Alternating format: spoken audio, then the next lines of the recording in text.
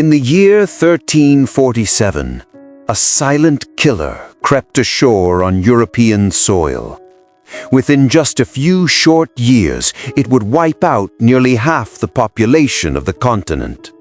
Cities turned into graveyards, families vanished overnight, and survivors lived in a world where hope itself felt like a memory. This is not just the story of the plague.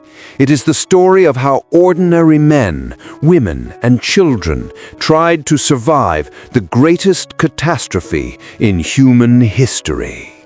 The Black Death began its march in 1347, carried aboard merchant ships from the Black Sea. In the holds of these ships, fleas fed on infected rats, unknowingly harboring the deadliest pandemic the world had ever seen.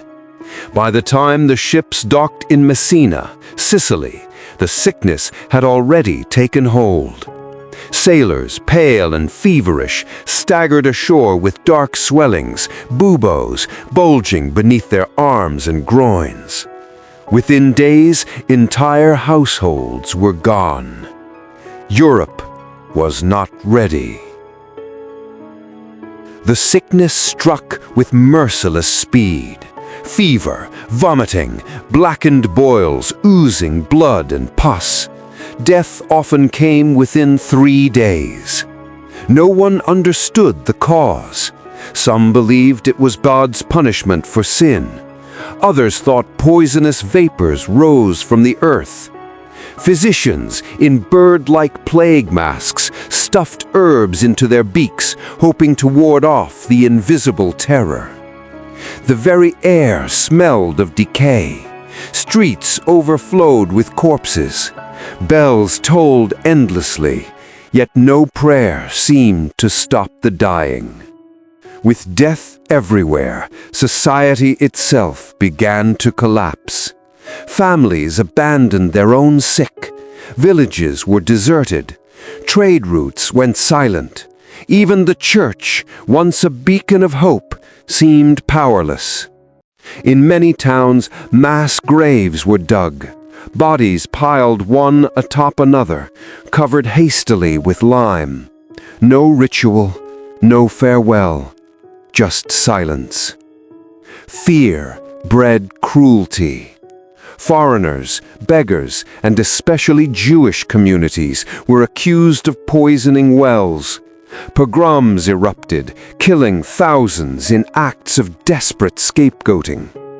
Humanity was rotting. Yet in the midst of horror, people tried to survive. Some fled to the countryside, hiding in forests and mountains. Others locked themselves indoors, avoiding all human contact.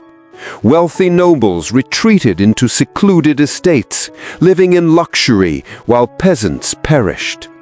Flagellants marched through towns, whipping themselves in desperate acts of penance. Alchemists brewed potions of crushed emeralds, arsenic, and snake flesh. Nothing worked. But survival was not always about science. It was about chance. A healthy constitution, an isolated village, or sheer luck could mean the difference between life and death. When the plague finally receded around 1353, Europe was forever changed. An estimated 75 to 200 million people were gone. Entire villages had disappeared from the map.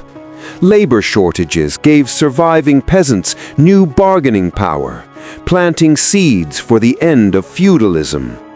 The trauma reshaped art, literature, and faith.